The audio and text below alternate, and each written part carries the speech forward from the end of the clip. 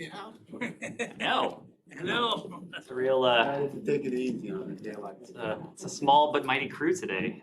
We know who the real stalwarts are, so appreciate you being here. I have to assume everyone who is not here is out filling their civic duty by voting.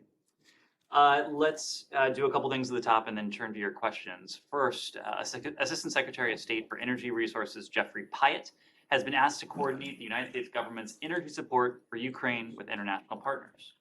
This includes leading our engagement in the G7 effort that foreign ministers announced last week. Assistant Secretary Pyatt is uniquely qualified to lead these efforts, having served as U.S. Ambassador to Ukraine from 2013 to 2016, in addition to heading the department's international energy policy and assistance programs. Within the United States government, the Department of State will work with the Department of Energy, the Department of Defense, the U.S. Agency for International Development, and the National Security Council to assess requests from the government of Ukraine and identify resources or equipment that may be suitable to the task. The interagency group will work with international partners through the G7 mechanism to provide needed equipment and assistance to repair, maintain, and fortify the Ukrainian energy sector over this winter.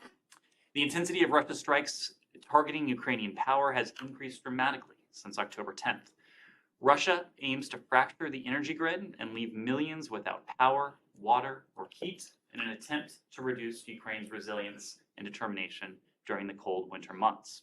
The government of Ukraine will need assistance to ensure Ukraine remains resilient and strong despite Russia's efforts to cut off heat and light this winter. President Putin has failed on the battlefield, so he is now waging war on Ukraine's civilian infrastructure. We must ensure he fails there too. And next and finally, the United States is alarmed by the continued pattern of actions against judges and prosecutors in Guatemala who handle anti-corruption and human rights cases. Upholding due process for all citizens, including judges, prosecutors, and journalists, is vital for citizens' confidence in their justice institutions. Clear and consistent application of the law is essential for good governance. The Guatemalan people deserve justice institutions they can trust, and the United States notes continued actions to prosecute current and former justice actors are weakening Guatemala's most important safeguards against corruption, impunity, and human rights abuses. With that, Matt. Right. Thanks, Ed. Happy Tuesday. I'm sorry that neither you nor anyone else in this room won Powerball. I was just gonna say, unless you bought your ticket in Los Angeles, I imagine you are out of luck. Yes, gas stations. Yes. And just one thing on the Jeff Pyatt thing. I'm just curious. You don't think that his experience as also a former ambassador to Greece and knowledge of Mediterranean energy is also relevant? Matt, I could have gone on for another 5 minutes about Assistant Secretary Pyatt, but yes, he is uniquely qualified, as we said, for a number of reasons. Yeah, I want to start with something that we haven't talked about, or at least we didn't talk about yesterday, and it's kind of fallen off the radar just a tiny bit. And I just want to know what the latest is, if anything, there is on Haiti and the effort to get a multinational presence in there. Well, Matt, as you know, we've been working when it comes to the challenges the Haitian people are facing for a number of weeks now. You raised one component of that. I hope that in focusing on that component, the other elements of our work are not overlooked. This is the work to hold accountable those who are responsible for some of the conditions, the humanitarian emergency that the Haitian people have faced. The United States government has levied sanctions against some of these actors. The UN Security Council issued sanctions against some of these actors. We have been working, as we have for since the start of this administration and over the course of successive administrations, to enhance the capabilities of the Haitian state, Haitian institutions, including the Haitian National Police. A number of weeks ago, in October now, the United States and Canada delivered much needed supplies to the Haitian National Police, even in recent hours. Over the past couple days, you've seen those supplies put to good use by Haitian authorities in breaking the blockade that had been effectively instituted against the port, allowing fuel to once again flow to those who need it most. We've been very pleased to see the progress that Haitian National Police have made, but still, the situation needs to improve. It needs to improve for the welfare and the well-being of Haiti's people, especially those in Port-au-Prince who have suffered as a result of the malicious activities and efforts on the part of gang leaders and criminal actors. So we continue to work with partners from this building, from New York, capitals around the world, to discuss the potential for a mission endorsed by the UN Security Council under Chapter 7. We believe that such a mission would be important to be as an enabling element to what the Haitian National Police and Haitian authorities are already doing. These conversations are ongoing. There are a number of countries that have indicated their interest in learning more about such an effort, potentially taking part in such an effort. Secretary Blinken did discuss this with Foreign Minister Joly, Prime Minister Trudeau in Canada. Both the Foreign Minister and Secretary Blinken spoke to it in the aftermath of their visit last month, but these conversations are very much ongoing. Okay, well, two things. One is you seem to suggest that the situation might have improved somewhat, so that it might be a little less urgent than it was before to get something passed. And then the second thing is that I was under the impression that Chapter 7 was that the Chapter 7 resolution wouldn't pass muster with at least one member of the council. The country begins with the letter C and ends with the letter A. So there are a couple countries that could apply to. I won't ask you to elaborate, but first, remind me of your first question. Sorry. Well, it just seemed you said the blockade at the port had been eased, or if not entirely lifted, but at least eased, and so fuel has been getting out. So does that make it a little less urgent to get a mission? There is still urgency. The status quo remains untenable. It remains untenable for the Haitian people. We hope to see continued improvement in the humanitarian situation. The actions of the Haitian National Police may lead to further improvements, but there continue to be longer-term challenges that an enabling force authorized by the UN Security Council would be able to help address. Okay, so that's still the goal. And then the second thing, so Chapter 7 resolution. So this is an effort that, as you know, directly responds to the call that was put forward by the UN Secretary General, by the Secretary General of the OAS. We believe that a UN Security Council resolution authorizing a non-UN multinational force under Chapter 7 of the UN Charter would give the force the legal authorization and the imprimatur of the UN Security Council. This is not something that would be the work of any one country. This would be something that we would do in partnership with a number of countries, and then ultimately would be done in partnership with Haitian authorities. After all, it was Haitian authorities, it was the UN Secretary General, it was the OAS Secretary General that called for this in the first place. Okay. Other questions? Yeah, different subject. This is not a trick question at all. The OSCE is in town, the observers, and to observe the election here. And every day at this podium, you call on different countries over the world to have and hold free and fair elections. So my question to you is, this is a State Department spokesperson, is do you consider that there are free and fair elections in the United States, given that there are concerns with how it's run, given that a lot of people contest the results, as you know, and are you concerned about the image that it gives of the United States, that it has been giving over the years to fellow countries over the world? So a couple things on that. First of all, I'm not going to render an assessment on elections in this country. It's just not part of our remit here in the Department of State. But I'll make a couple points. Number one, you made an allusion to the OSCE monitors. I think that in itself is important because we believe in transparency.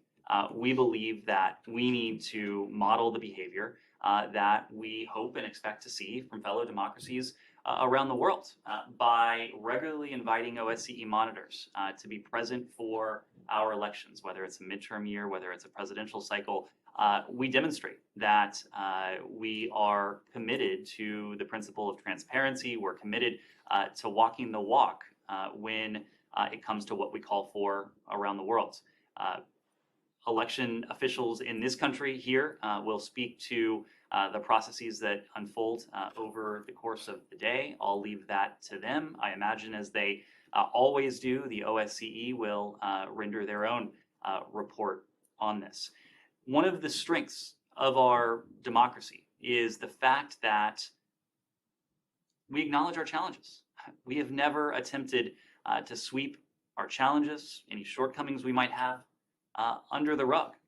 And that's because there is something uniquely American in our belief that our democracy is not perfect, it never will be perfect. It is very much a work in progress. It is very much something that we are striving to continually improve. It's unfinished. It will always remain unfinished. So, of course, you've heard Secretary Blinken speak about some of the challenges we've had in our own country. We don't see that as a weakness around the world. In fact, our ability to acknowledge openly and honestly and candidly with countries around the world that we too have our challenges, and rather than sweep them under the rug, we acknowledge them. The President of the United States, on a couple of instances over the past couple of months, has given primetime addresses referencing some of those challenges. That is the defining feature of this democracy, is that we are candid where we do have challenges, where we have shortcomings. We work together as a country, fellow citizens, to improve where we can.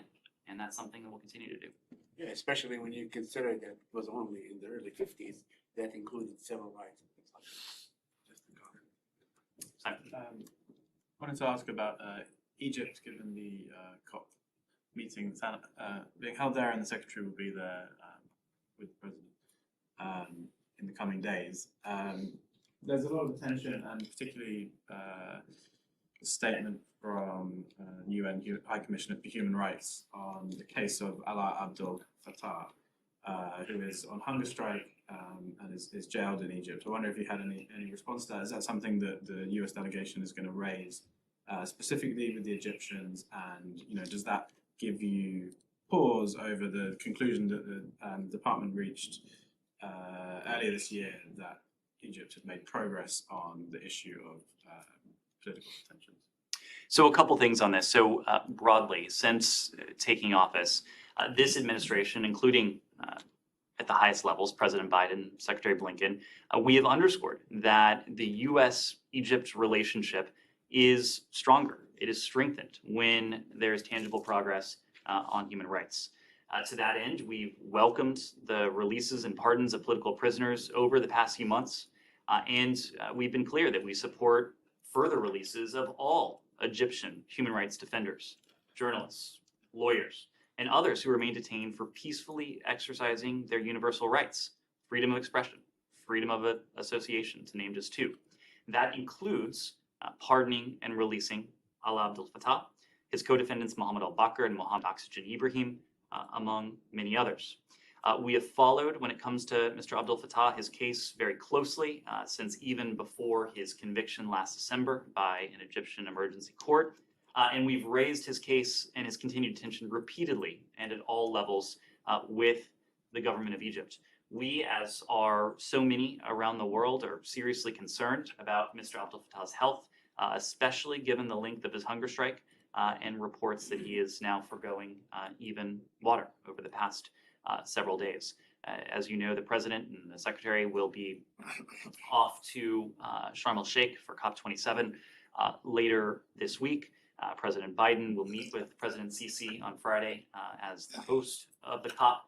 Of course, not going to get into the contents of a meeting that has yet to occur, but President Biden himself has said that when he meets with foreign leaders, human rights is always on the agenda, and that as president, he will never remain silent on the issue. I can tell you that in the senior interactions that individuals in this building have had with their Egyptian counterparts, including when Secretary Blinken was in Cairo last May, in May of 2021, had a lengthy meeting with President Sisi.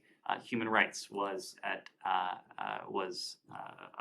prominent feature in that discussion as well. That includes the issue broadly, but to some of the issues we talked about just now, it also includes specific cases. And we've been clear with the Egyptian government regarding cases where we would like to see improvement, cases where we would like to see individuals released or pardoned, and that includes in the case of Mr. Abdel Fattah and his co-defendants. Is there, going forward, would you tie, military aid, some of the military aid specifically to that case, or, as you say, you're raising this, but this has been raised over a long period, and he obviously hasn't been released. So, when you're communicating that to the Egyptians, what are you sort of, what's the downside for them if they don't take action? So there are a number of tools we have when it comes to working on this issue. One is the fact that Congress, of course, has put restrictions on certain aid that we can provide to the government of Egypt. We need to make representations to our congressional overseers that Egypt is making progress where we collectively think it needs to make progress. The Secretary determined earlier this year that Egypt had made progress in some of those areas.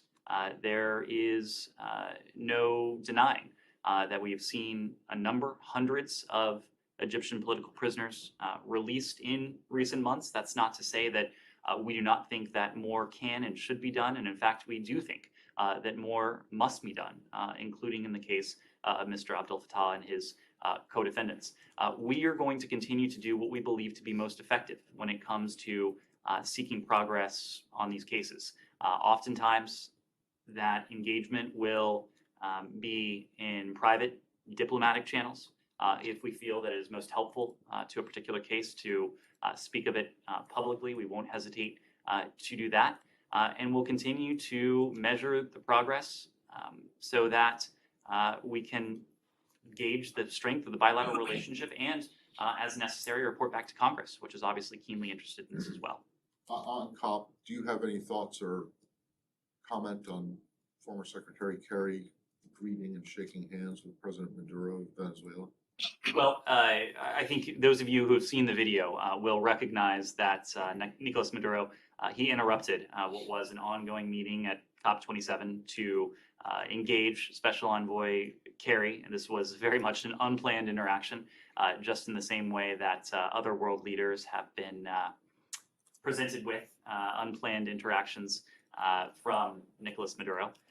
He briefly spoke to Special Envoy Kerry during COP27.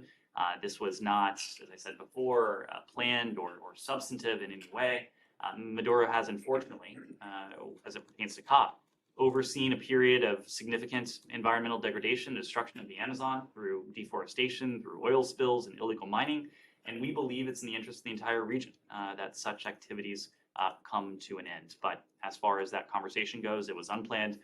It was non-substantive as well. Okay, so former Secretary Kerry was caught by surprise, and he was basically just being polite. He was caught by surprise. I understand that Nicolas Maduro has done this to a number of world leaders. This was certainly not an interaction that was jump out. that was planned. Who else has he done this? I'm not going to put a spotlight on his other interactions, but you can check out some of the video that's available on social media. Alex. Thank you, Ned. A couple of questions, but let me start with Azerbaijan, Armenia, in case there's no another opportunity on this one. I've seen the readout, actually, it's open right here in front of me, that you put together this morning. Actually, I was surprised by the length. I think shortness is the right word to put that, of the statement. Your statements about, Secretary's phone calls with the ministers contain more words. It's like 60 words long. How do you want us to read the fact that you have close to nothing to say about the results of the meeting? So let me say a couple things on this first, Alex, just to make sure we have the same context. I think it's important to note first that following Secretary Blinken's meeting with his two counterparts, his Armenian and his Azerbaijani counterpart yesterday, the two countries issued a joint statement. That statement, their statement, I will point out that it is longer than our readout, It's available on the Armenian, the Azerbaijani government websites. Now, we don't try to make too much of joint statements, but a joint statement in the context of these two countries is something to take note of. It's a very positive sign that these two countries could agree to not only issue a joint statement, but to agree on the substance behind it. In the meeting, the foreign ministers agreed to expedite their negotiations and to organize another meeting in the coming weeks. They expressed their appreciation to Secretary Blinken, to the U.S. side for organizing the discussions yesterday. I should note that Secretary Blinken was involved in the discussions yesterday, but there were opportunities throughout the course of the day for the two sides to meet and to attempt to bridge their differences, in some cases without the United States as an active participant. We remain committed to promoting a peaceful future for the South Caucasus region. We believe that continued direct dialogue is key to resolving issues and to reaching a lasting peace. I think going back to your original question, our role in this has been one of facilitator. We provided over the course of the day yesterday a space, Blair House in this case, for the two countries to come together, just as we did in New York a few weeks ago in late September. But this is not an agreement that the United States is attempting to, or seeking to, or even can impose on the two sides. What we are doing is trying to create a space and an opportunity for the two sides to come together, to identify their differences, of which there are many, and to attempt to bridge them. And I think there was, yesterday was positive in that the two sides met. They surfaced many of their areas of disagreement. At the end of the day, they were able to agree on a joint statement. They were able to agree to continue meeting and engaging in direct dialogue and diplomacy in the weeks that follow. That to us is quite important. But it is not for us to prescribe what this lasting comprehensive peace between the two countries might look like.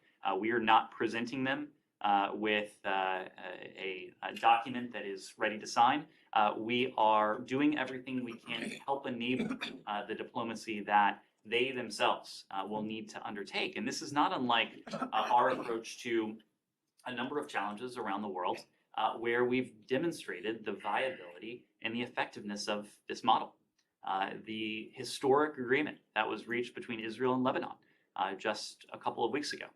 The United States played the role of facilitator, played the role of mediator, but of course we weren't dictating the terms. What's happening in Nairobi right now? What was happening in Pretoria last week with Special Envoy Hammer, engaging with the Ethiopian parties, working as an observer to the talks, and helping the talks along where we could. What we've done in Yemen, what we've done with a number of conflicts and challenges around the globe. It is not for us to prescribe, to dictate the terms of any peace agreement, of any accord, of any deal not involving the United States, but it is incumbent on the United States to use the leverage and the authority, the good offices that we have, the expertise and the experience that we have in this building and throughout this government to try and help these processes along.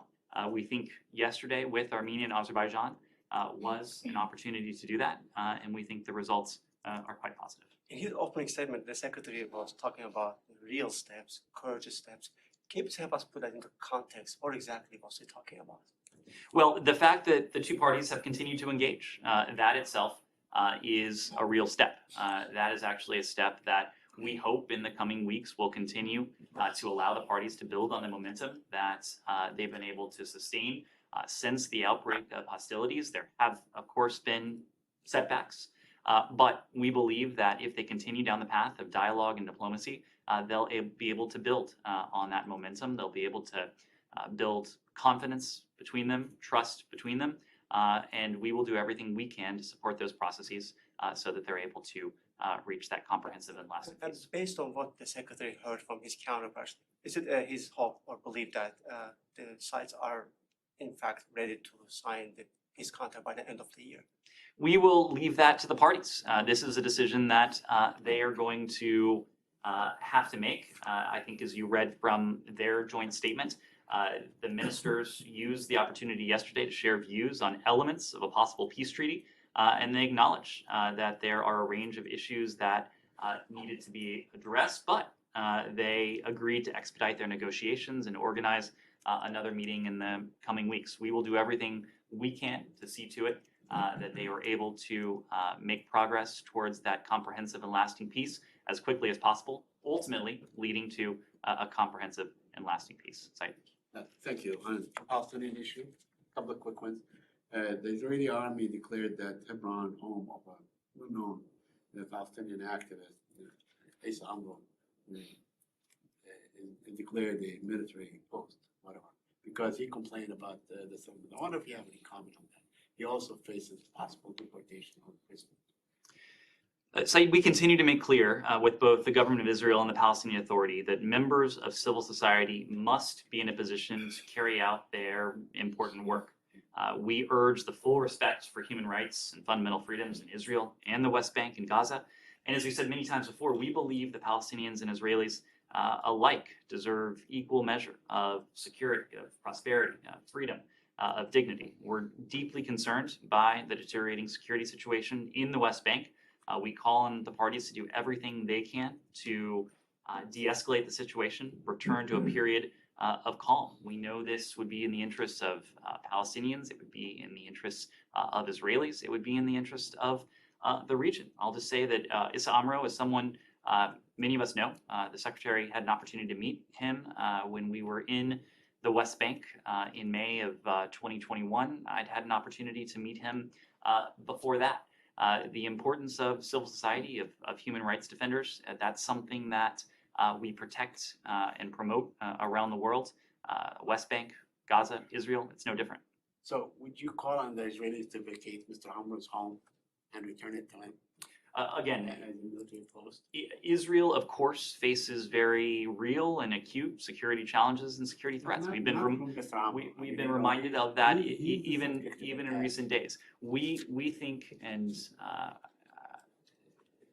there is a way to address those very real security threats, while of course respecting the ability of civil society actors, including human rights defenders, to carry out their important work. We're not going to be prescriptive, but we believe that Israel is in a position to do both.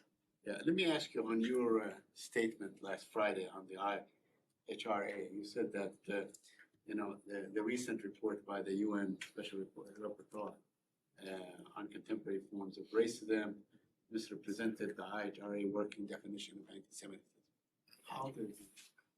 How did it misrepresent the definition of the IHRA? Well, the IHRA definition is a public definition. That's actually the great effectiveness of it. It's a definition that is available to the world. It's a definition that the United States has adopted as a working definition of anti-Semitism going back years now. It helpfully provides examples of what anti-Semitism could look like, illustrative examples of how anti-Semitism can rear its ugly head around the world, and unfortunately how it's reared its ugly head around the world in far too many instances, including in far too many recent instances. So I'm not going to parse the statement that we saw emanate from the UN official compared to the IHRA definition. The good news is that the definition is available for all to see, as is the statement in question. So you believe that this definition, as it is, will stem the rise of anti-Semitism everywhere. And it will not jeopardize the Palestinians or Palestinian activists or supporters of the Palestinian to work on behalf of the Palestinian cause. It's an important tool. Especially in boycott. It is an important tool to help policymakers, to help civil society, to help private sector actors determine what ultimately is and what may not be anti-Semitic language or activity. I was looking at the definition myself late last week, and the examples that it lays out provide a very useful tool for those who want to take a look at what may be said, what may be happening around the world, and to provide guideposts for, again, policymakers or anyone else who would be interested in this. But it is one tool. It's a tool that the United States government has used. It's a tool that a number of governments have used. We've encouraged governments around the world to use it to help inform those policy decisions. Yes, please, Sydney. Thank you. On Ukraine and Russia, with Ukrainian President Zelensky laying out his preconditions for any real negotiations with Russia, what is your best understanding of what Russia's preconditions would be? And do you see any movement at all there towards negotiations? Well, unfortunately, it's quite simple when it comes to Russia. We have seen nothing to indicate that the Russians are at the present moment willing to engage in good faith negotiations. There would be a number of ways the Russians could signal their willingness, their ability to engage in dialogue and diplomacy, good faith dialogue and diplomacy with Ukraine. One would be to stop the bombing of civilian targets, to stop pursuing infrastructure, to stop pursuing heating, water, electricity for the people of Ukraine. Another would be to stop with what appears to be at best indiscriminate targeting of residential areas, civilian buildings, playgrounds, schools, hospitals, or at worst, the intentional targeting of these same locations. Russia had an opportunity to demonstrate that it was committed to dialogue and diplomacy by not taking the profoundly unhelpful step it took just a few days ago by at least temporarily suspending the grain initiative, continuing to hold the Black Sea grain initiative hostage for some sort of leverage as the grain initiative comes up for renewal in the coming days. So again, it is not for us to be prescriptive to the Ukrainians in this case about what would be indicative of a good faith willingness on the part of Russia to negotiate. But looking as an observer at what has transpired in Ukraine over the past months and even recent days, we just don't see any indication that Russia is ready and willing to seriously engage.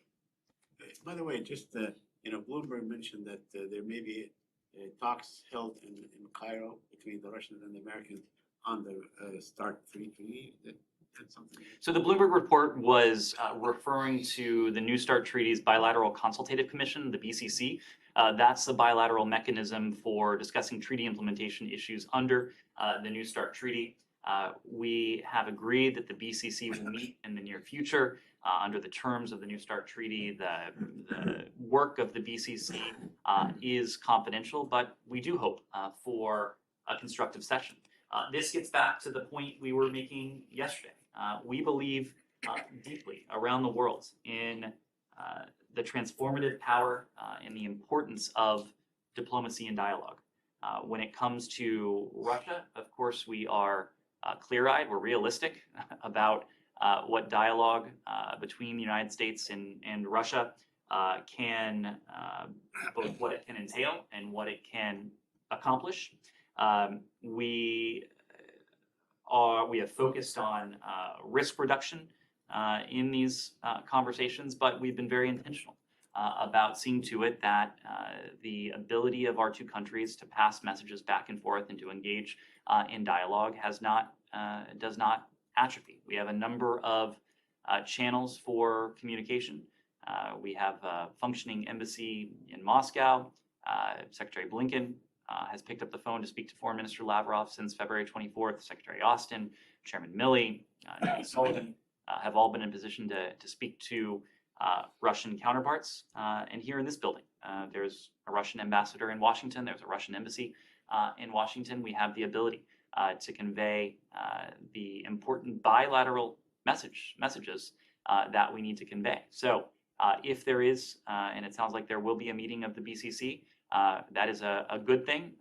It demonstrates our commitment to risk reduction, to strategic stability, something we remain committed to, something that is profoundly in the bilateral interest. And we hope the upcoming meeting is constructive and leads to. When was the last meeting that Ambassador Antonov had in this building? I couldn't say when the last time he was. I couldn't say when he was last in the building, but we have the ability to convey messages to the Russian embassy here, and vice versa. Our embassy in Moscow regularly conveys messages to the Russian MFA. Yeah, but So Ukraine- You said, you kept saying if this meeting happens, and then you said the upcoming meeting. Well, has it actually been 100% agreed to by both sides? There will be the BCC will meet in the near future. Yes. Will Ukraine be part of that discussion? Because you had a policy, no, nothing without Ukraine, about Ukraine. This is about the New START treaty. Of course, nothing about Ukraine without Ukraine is a cardinal principle that applies to Russia's war in Ukraine.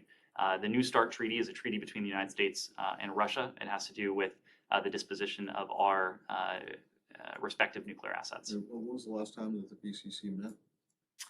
The BCC, it was, so as you know, this pertains to the New START treaty. Inspections were paused in March of 2020 Yeah, that by, was because of COVID. well, because of COVID, by mutual consent. But then they were unilaterally suspended by Russia in August. And we've made clear to Russia that measures imposed as a result of Russia's unprovoked war against Ukraine don't prevent Russian inspectors from conducting New START treaty inspections in the United States. So we hope that the meeting of the BCC will allow us to continue with those inspections. Right. That's when was the last time? I will see if we can, it took place in October of 2021, actually. Yes. Thank you so much, sir. Jahan Saibali from Airway News TV. Just wanted to request your comments on assassination attempt on former Prime Minister Imran Khan. As per tradition and his habits, he's blaming current Prime Minister Sharif and some intelligence agency officials without any evidence. But what are your comments and thoughts? So I think you saw this statement that Secretary Blinken issued last week, shortly after these reports emerged. He said that we strongly condemn the shooting. We continue to strongly condemn the shooting of Imran Khan. We offer our condolences to the family of the individual who was killed. We express our hope for a quick and thorough recovery of all who were injured, including Imran Khan. Violence has no place in politics. We're concerned about these reports of violence. We call on all parties to refrain from violence, harassment, intimidation, and to respect the rule of law. We are deeply committed to a democratic and peaceful Pakistan, and we stand with the people of Pakistan.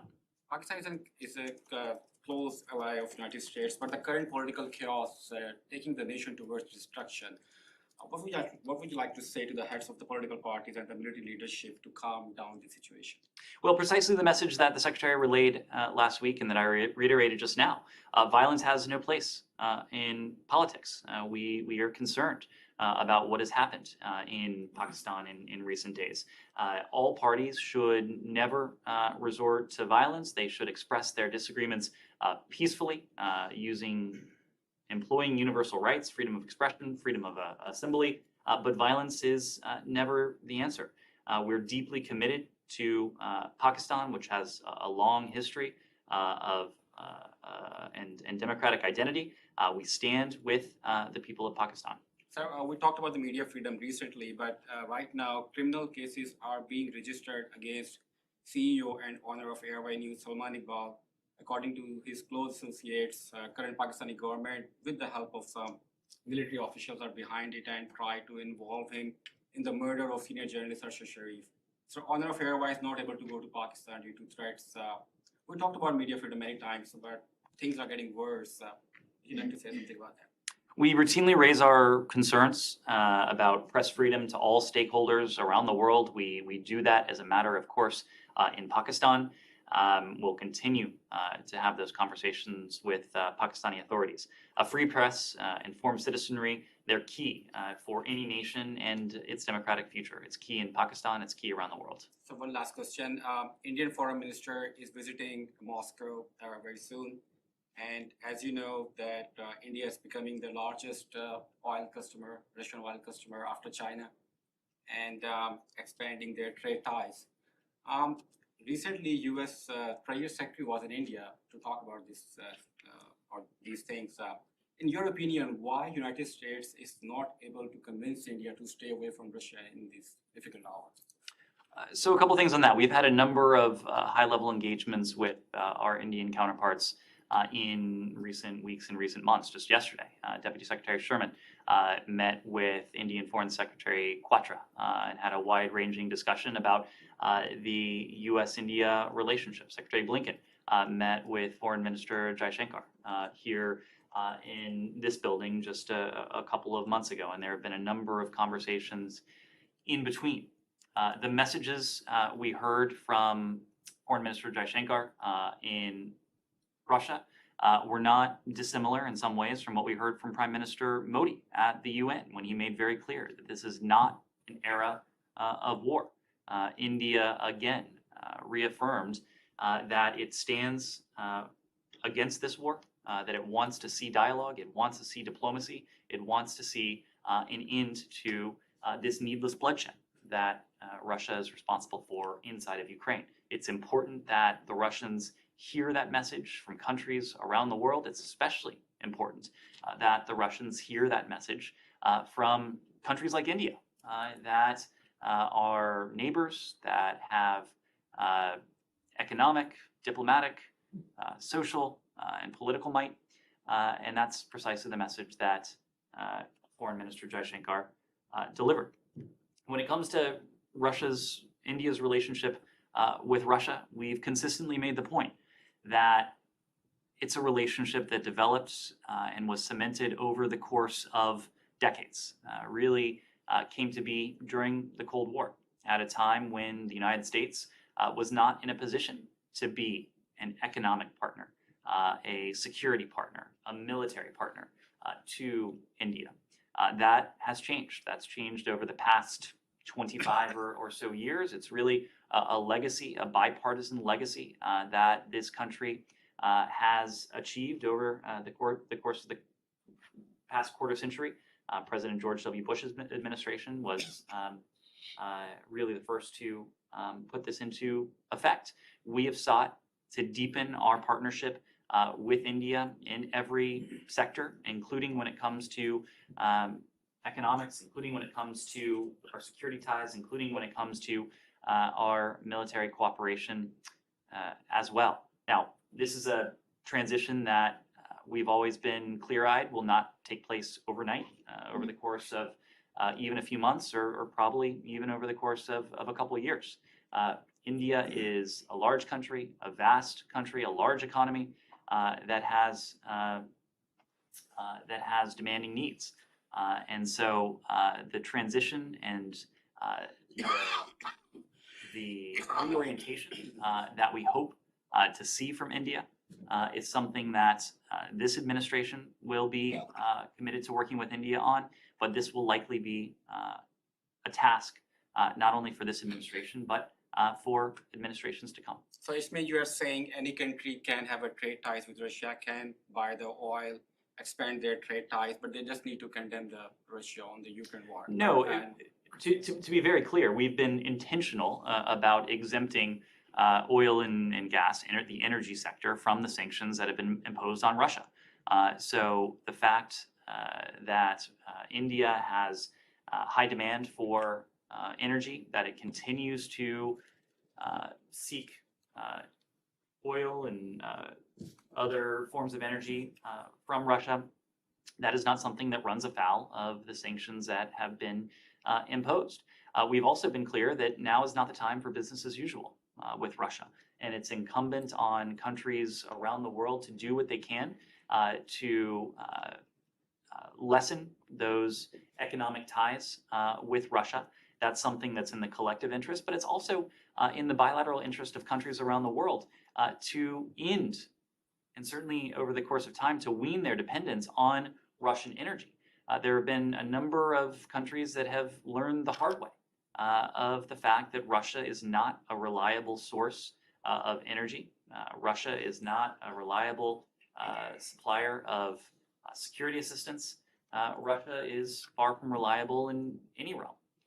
So it is not only in the interest of Ukraine, it is not only in the interest of the region, of the collective interest that India decrease its dependence on Russia over time, but it's also in India's own bilateral interest, given what we've seen from Russia. Yes. Thank you. There are reports the UK government is about to announce a major deal to buy a natural gas from the United States to ease the energy crisis. Can you tell us more about this US-UK deal from the US perspective?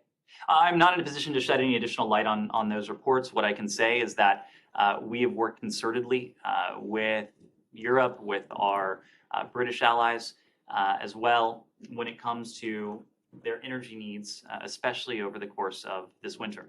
We've taken a number of steps, both in the short term and over the longer term, to see to it that Europe is more resilient to the shocks that we've experienced and some of the shocks that we may yet experience in the coming months, given, again, Russia's continued weaponization of energy. We have been in a position to increase our exports of LNG supplies to Europe. We've been in a position to increase our export of oil supplies to Europe. We've been in a position to surge excess capacity of LNG from other parts of the world to Europe for use this winter. But I'm just not in a position to confirm reports of a separate deal. On just one more question on Serbia-Kosovo talks. According to the Brussels agreement, Kosovo government was supposed to allow the formation of the community of the Serbian municipalities in Kosovo, but that did not happen. Does Secretary Blinken want to see this happening, and what is his overall message when it comes to this specific provision of the agreement? Well, we agree with the European Union that recent developments are of concern. They put important progress achieved at the EU-facilitated dialogue at risk.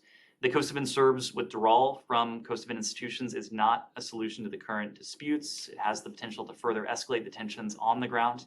All parties must take steps to reduce tensions and to ensure peace and stability. Actions and rhetoric that increase the possibility of violence place innocent lives and those of international peacekeeping forces on the ground at unnecessary risk. Both Kosovo and Serbia should implement the agreements they've already signed through the dialogue process. And that includes by starting negotiations to establish the Association of Serb Majority Municipalities. But what if Kurti decides not to follow on the execution and formation of the municipalities? Again, we are urging both parties to follow through with the commitments that they have signed through the EU facilitated process. Mesfin. Thank you, Neil. As usual, my question is about Ethiopia. When you talked about the peace agreement during yesterday's press briefing, you said the following. The parties are in Nairobi in keeping with the provision that the Ethiopian National Defense Force and the Tigrayan Defense Force would meet within 5 days to work out the implementation. The agreement signed by the Ethiopian government in TPLF stated that, I don't know if you read that agreement, agree and recognize that the Federal Democratic Republic of Ethiopia has only one defense force. Page 4, Article 6. Even in the peace agreement signed by both sides, there is also not a single mention of Tigray Defense Force. In the agreement, it says TPLF combatants. When you say Tigray Defense Force, many people, and before I came here, many people ask me, and they consider that it violates Ethiopia's sovereignty and name. Many Ethiopians and Ethiopian Americans are asking you, why did you choose to say the Tigray Defense Force instead of TPLF or TPLF combatants or fighters or rebels? What's your response to them? So Mesfin, the parties are moving to Nairobi. They have moved to Nairobi to continue the important dialogue that was cemented in Pretoria. These are precisely the types of issues that they're discussing in Nairobi. The AU is following up with talks focused on the implementation of the cessation of hostilities agreement, the establishment of a joint verification and monitoring mechanism, and the military-to-military talks between the Ethiopian National Defense Force and the Tigrayan Defense Forces, and our special envoy, Mike Hammer, will continue to participate in the process as an observer.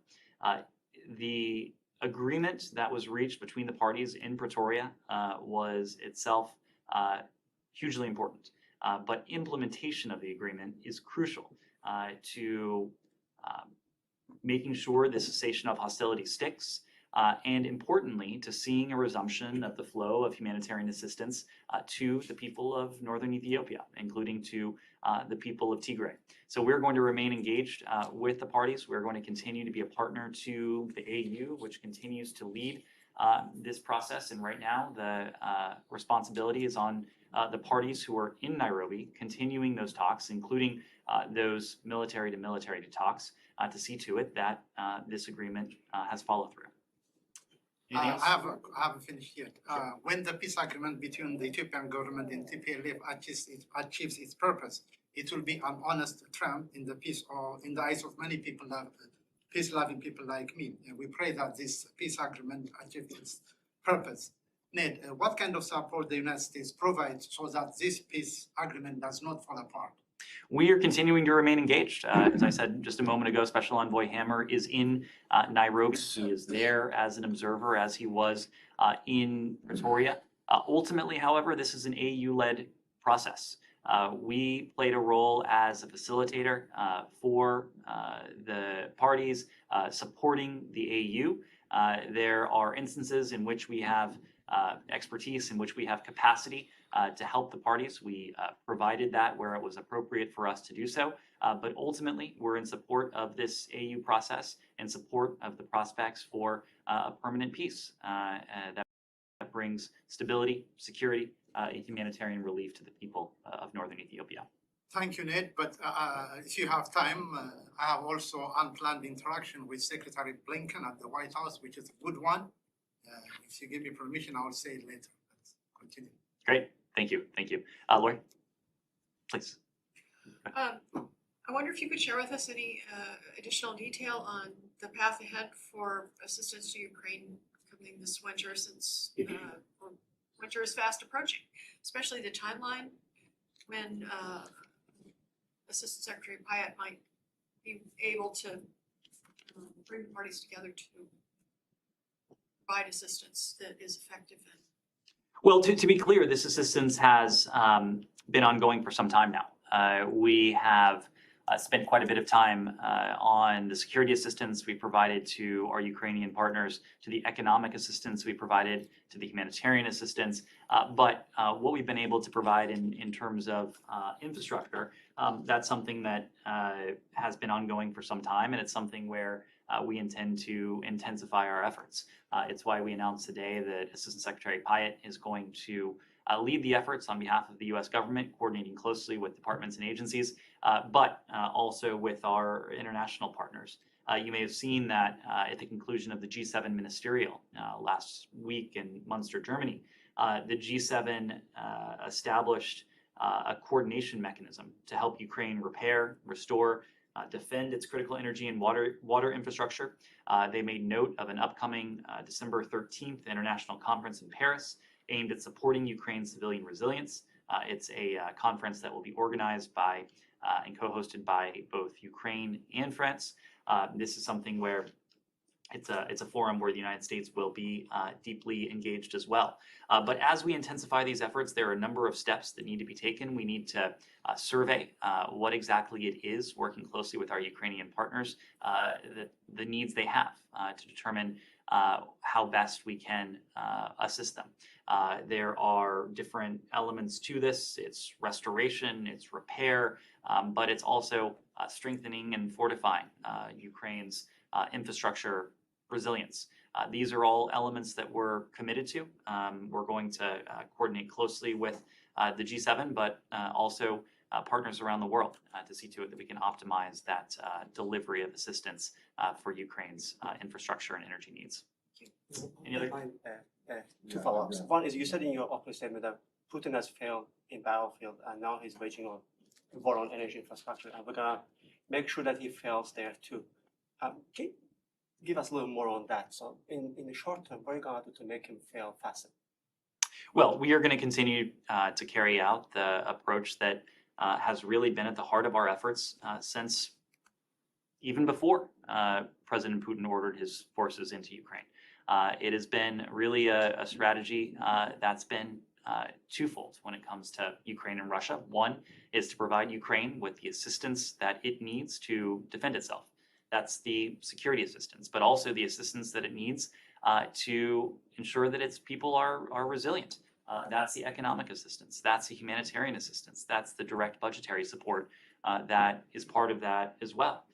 We are also going to continue down the path that we set forward very clearly prior to February 24th. That's the path of severe costs and consequences for Russia. We've collectively enacted hundreds of sanctions on the Russian government, impacting the Russian economy, the export controls that have in many ways hamstrung key strategic sectors for the Kremlin. We've seen the Kremlin have to resort to partners with whom it has previously not had the type of relationship it's seeking out now. That includes with Iran. That includes with the DPRK. So I think we're seeing across the board the costs, the consequences of this strategy, and we're seeing the ways in which it is helping our Ukrainian partners be effective in their efforts to defend their country, to defend their territory, to defend their democracy. Thank you. Last one, this Go one. ahead. Can you just We need to move on, Alex. Thanks, Matt. Before I get to two Americans detained overseas, I wanted just to ask you if you, real quickly, if you had any thoughts or comments on these comments allegedly made by the Qatar's World Cup ambassador about homosexuality being damage in the mind. Have you noticed those? Do you have anything to say about that? I have noticed those. Of course, we have a strategic partnership with Qatar. We have a relationship with Qatar that allows us to discuss our areas of mutual interest, but it also allows us to discuss what is important to the United States and values of tolerance, of diversity, of respecting all people, regardless of who they are or whom they love. These are the types of discussions that we're in a position to have with our Qatari partners. Obviously, those comments,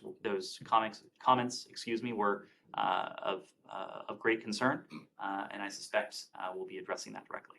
Okay, so you're saying that if, for instance, there was a meeting between a senior Qatari and U.S. officials in the coming days or weeks or month, this would be a topic that would be raised? These comments specifically? We regularly engage our Qatari partners, including when it comes to issues of human rights. So we take advantage of every appropriate opportunity we have to do that. Okay, staying on human rights. Are you familiar with this case of an American woman who was just arrested, detained yesterday in Saudi Arabia, Harley Morris? I am, yes. Do you have any- We're aware of the reports that Ms. Morris has been detained. Of course, the safety, the welfare of U.S. citizens overseas is the highest priority we have at the Department of State. We take our role in assisting U.S. citizens abroad extremely seriously. Whenever a person is detained abroad, we seek immediate access to visit the individual, to aid him or her with all appropriate consular assistance. Our embassy in Riyadh is very engaged on this case. They're following the situation very closely. Okay, well, so does that mean that the Saudis notified you that they had detained her?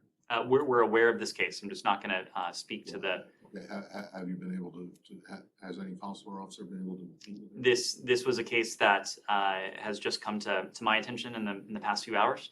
If we have an update to provide, we'll do that. And then I wanted to follow up on my questions yesterday about Terry Sang in Cambodia, and to just ask you if there has been a change in the determination, or if you're making a semantic argument that unjustly detained is not the same thing as wrongfully detained under the terms of the legislation. Sure. No, Matt, there has been no change in our determination or the way in which we are prioritizing this case. This case, of course, is a priority for us. I do appreciate the opportunity to make clear just how deeply concerned we are by the mass conviction in June of this year of opposition activists in Cambodia, including Terry Sang, who was convicted along with this group. The sentencing of these opposition activists, many of whom are associated with the now disbanded Cambodia National Rescue Party, is the latest instance in an alarming pattern of threats, of intimidation, of persecution of opposition political leaders and parties. These actions undermine multi-party democracy and the rule of law. We believe that all Cambodians should be in a position to exercise their human rights, to express their views freely, to assemble peacefully, to choose their leaders. And we call on Cambodian authorities to release all those unjustly detained, including Terry Sang, and to protect freedoms of expression, association, and peaceful assembly, consistent with Cambodia's constitution and its international obligations and commitments. We stand with the Cambodian people. We are steadfast in support of their aspirations for greater democracy and human rights. Right, but you're making a distinction between unjustly detained, which you just repeated there, and wrongfully detained, right? You know, we could spend quite a while on the semantics. I just want to know if you think that there's I'm not the one, look, wrongfully detained means that her case would be transferred to SPIHA office, right? And this is slightly differently differently than the case, just an average case of an American detained abroad.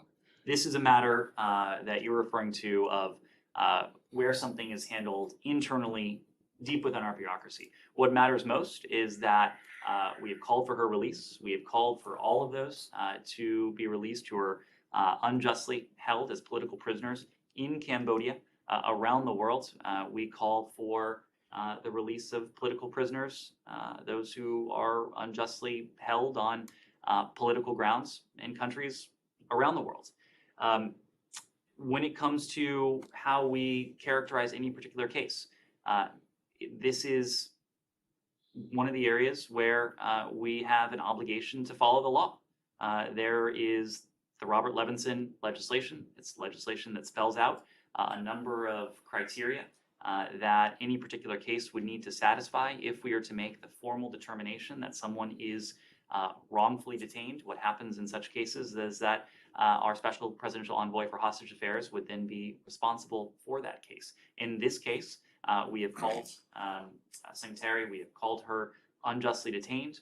We believe she should be released, as should all of those human rights defenders and activists who were sentenced and convicted alongside her. Okay, well, I can't understand if she is an unjustly detained political prisoner and an American citizen, why does that not meet the criteria for SPIHA to take over?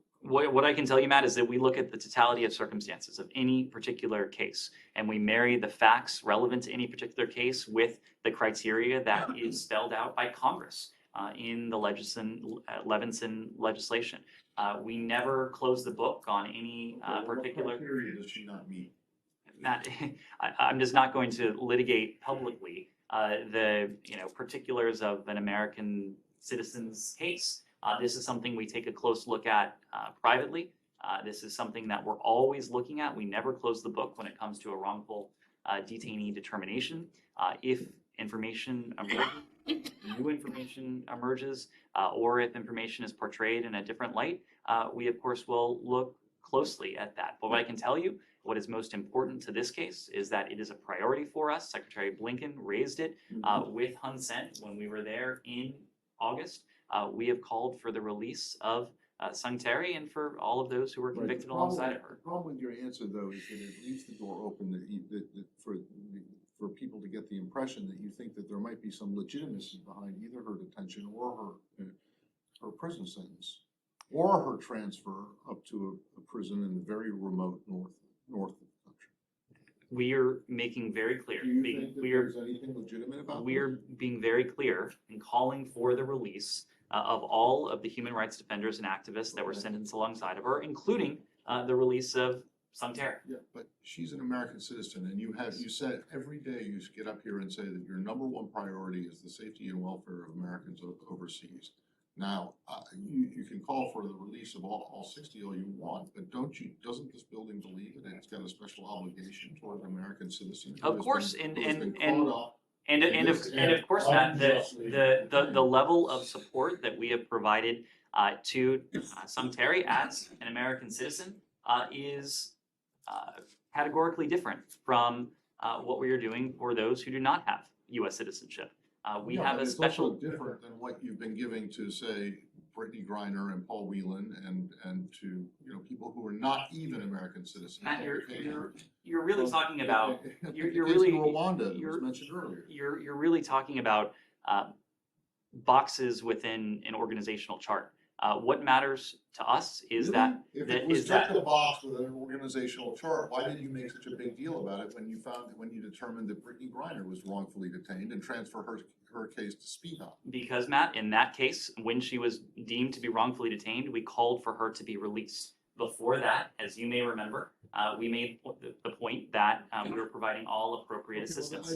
There is no distinction in this case. If you're calling her, you're saying that this case in Cambodia, you're calling for her to be released, and you have been since she was sentenced back in June. So I don't understand what. Matt, this may be one of those issues where perhaps you and a couple other people around the world are deeply fixated on this. What I hope people are deeply fixated on is the fact that we're calling for her release. We believe that she, along with all those who are convicted in the trial, are held unjustly and should be released. This is a conversation we've had at the highest levels with Cambodian leadership, and I expect that we'll continue to have those conversations. Thank you.